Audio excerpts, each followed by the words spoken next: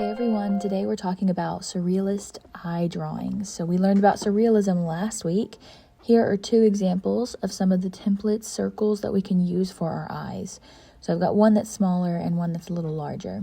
The one that's smaller, if you're looking for a design to add eyelashes to the outside or anything around your eye, you're going to need space. So we're going to use the smaller circle. That's going to be one of these templates, these little black thick cutout paper templates. I actually used this one to create the circle and just cut a bunch out for my tables.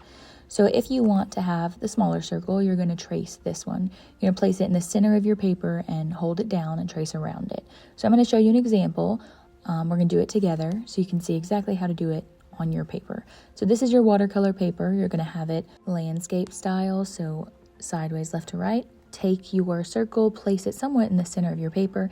I'm going to use a permanent marker to trace mine so it's easier to see, but you guys are going to do it with a pencil and then trace around it.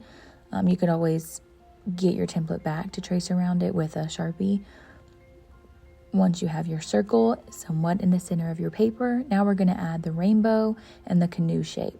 So this is the easiest way I can explain it, but basically you're going to come out to create a lemon or football shape on both sides of the top. I actually turned my paper around to do the same thing on the other side. So this is going to create that eye shape, that football-ish shape around your eye. So now I've got my iris and the shape of my eye.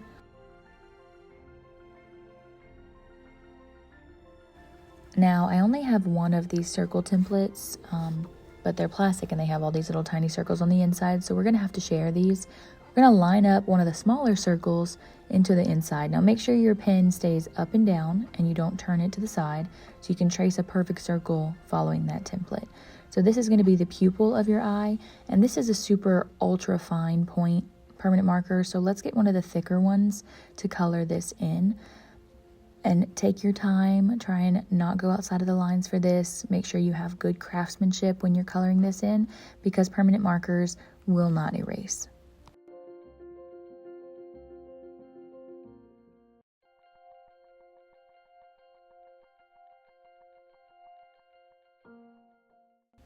All right, so we can add some outside designs or some eyelashes. I'm going to go ahead and just do like dinosaur teeth to make it look surreal.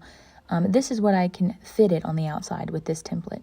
So now that was the first template. Here's your other option. If you don't care about the outside and you don't really want eyelashes, you're going to need a bigger circle. So let's say your inside design is very intricate and has a lot of details to it, so you want plenty of space to draw that. You're going to use this lamp. Someone donated these. They're actually, I think, heat lamps for like in the wintertime for animals, but we're going to use it as a circle template.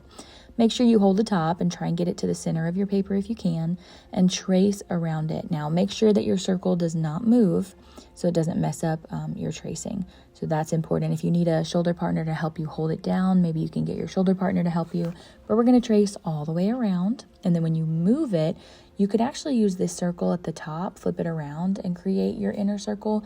But I'm going to go ahead and pull back my, my template and speed this up. Color this in. I kind of went outside the lines, you can see. Now this is the tricky part for the bigger one. We have to create that football shape, but it's going to be a little harder because of how big this circle is. So imagine there's a line going through the center of your eye, and we're going to just connect that rainbow shape from one side to the top and simply make it kind of cohesive and blend into that other circle, and then to the bottom. If you need to turn your paper around, you can do this, but we're kind of creating that rainbow shape and that canoe shape on the bottom. We don't have to go all the way through though, if you don't want to, because you can just touch the edge of that circle. Try to get it as close to the edge as you can.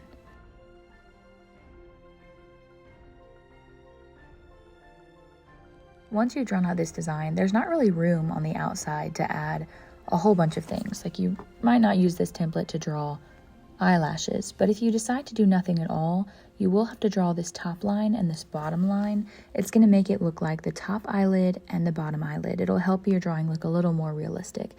If you have nothing, at least have those two lines. You could, of course, have the two lines and the eyelashes, but you don't have to.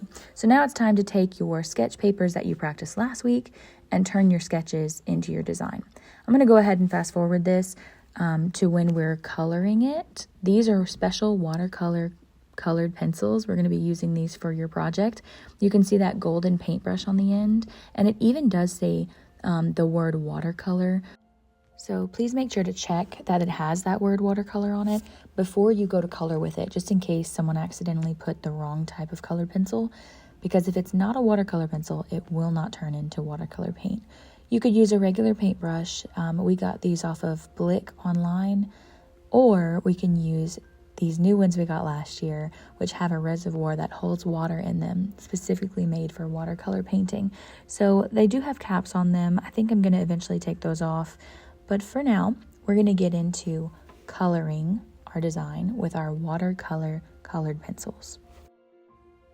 I'm going to start with this tree right here, and I'm using a brown.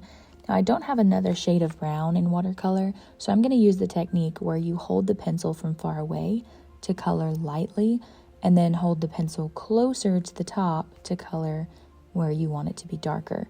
So I want the outside of my eyes to look like the ring around the iris is a lot darker than the middle. So I'm slowly working my way from the outwards to the inwards, and you can see I'm starting to put less pressure towards the inside. Now when I move my fingers up, I have more control over my colored pencil, so I can push a little bit harder, and I'm going to make sure that the outside is going to be darker than the inside. So we're going to create a gradient that turns this brown from a dark color and then slowly to a lighter color towards the middle. I'm taking my time, I'm going slow. I want to make sure I have good craftsmanship. This is real time, how slow I'm going. I'm trying to do a mix of little lines and little circles. Now I'm going to also make the edge of my tree on the left side a little bit darker as well, so it kind of fades into that gradient towards the middle.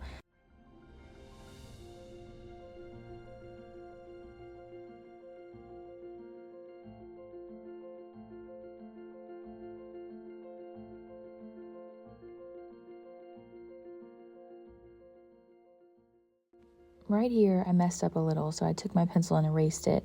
Sometimes it works if you color lightly, sometimes it doesn't. So remember to color light, especially around those edges.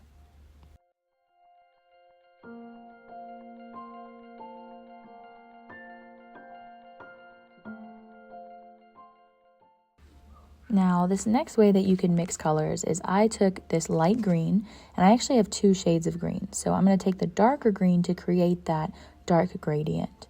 So this is another way you can blend colors, by layering them on top of each other, especially colors that are close to each other on the color wheel. They blend really well.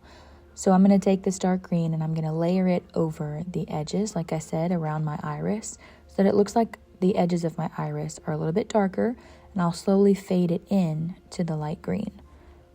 This will create a really nice and easy gradient for when I go to paint this and add the water to my watercolor colored pencils.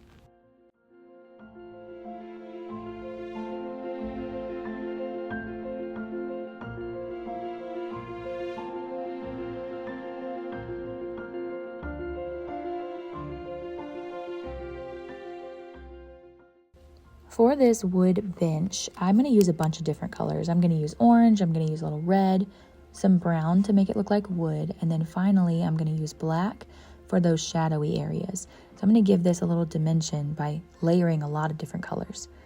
This next one, I'm going to start with that light blue, and because I have two blues in my colored pencils, I can make a flat layer of light and slowly go back in and add the dark blue around the edges. So this is that layering technique with different colors. Now this becomes the fun part. So we're going to go ahead and grab that paintbrush that has the reservoir with water and make sure our bristles are wet. You can kind of see the water coming out on my hand. So when you squeeze the paintbrush, it'll come out. So I'm going to zoom in for you for this one. Always make sure you work lighter to darker so you can see the water. I'm going to start in my lighter shades and then blend my way out to the darker. That darker area has more pigment. So if you start in the darker area, it'll kind of overtake your lighter areas. So we always want to start light and then work our way towards the outer edge or wherever your dark shadowy colors are. Now, this is real time how slow I'm trying to go so that I don't go outside of the lines.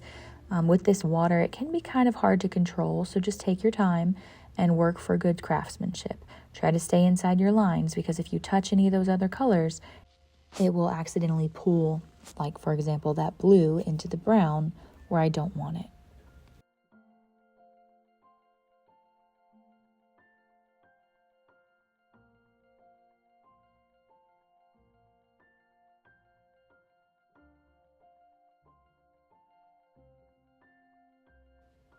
Look how I'm taking my time right here, especially around the edges.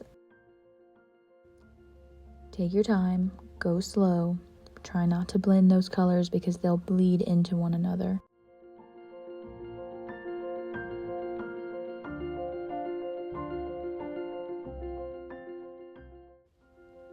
For this next part, I'm going to drop a little bit more water on my paper, squeeze the end a little bit to make it come out, and then slowly circle, using those circle motions, start on the lighter side and blend into the darker green. So I'm taking my time not to blend those colors, going right up against the edge. My tree colors are still very wet. My brown is wet, so I have to be extra careful not to run into that brown, or it's going to accidentally get into my green and make it very dark and muddy up my color.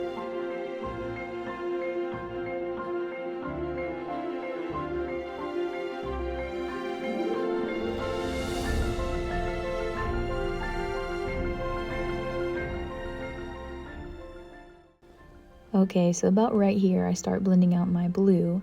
A little water dropped onto the green and I didn't realize it. So when I start to go back and forth, notice how the green touched the blue while it was still wet. And so now it's starting, you can see that green bleed into the blue a little bit.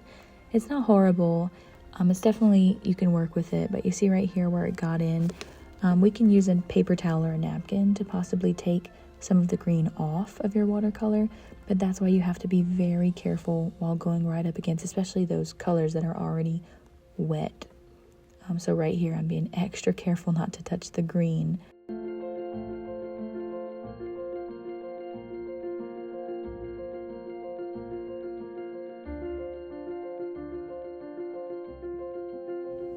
Finally, I'm going to go back in with some water and I'm going to pull some of this dark blue into this blue to try and hide that green, but also to give that blue, dark blue to light blue gradient that we talked about earlier. So I'm going to pull some of that extra blue down into my other one to kind of blend those together.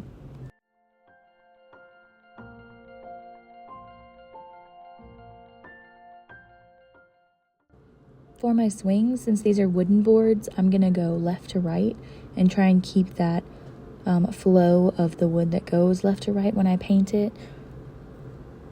Notice how all my colors that I layered on top of each other are blending together really well. That black is creating shadow colors for me.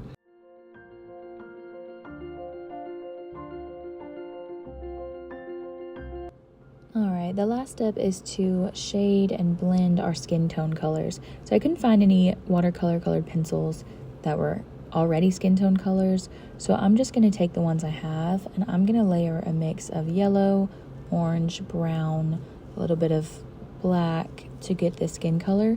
And when I add the water to it, it's going to show me what colors are kind of shining through. So right now I see a lot of orange and I'm not sure if I like a lot of orange, so I'm going to fix that on the top. I'm going to start with orange here and add probably a little bit more brown rather than orange, but depending on your skin color, you can add more brown, less brown. You can add a little bit more pink or yellow to just kind of try and get it as close to your skin tone as you can. Usually we would use like the Color of the World colored pencils, which are the Crayola brand, but I couldn't find any watercolors of those colors yet, of those colored pencils yet. So we're just going to work with what we have. I added a little bit more brown to the top, and you can kind of see it coming through in this one. So we're just going to try our best to get as close to your skin color as you can. If you need some help, just let me know. But other than that, here's your project. So thanks for joining.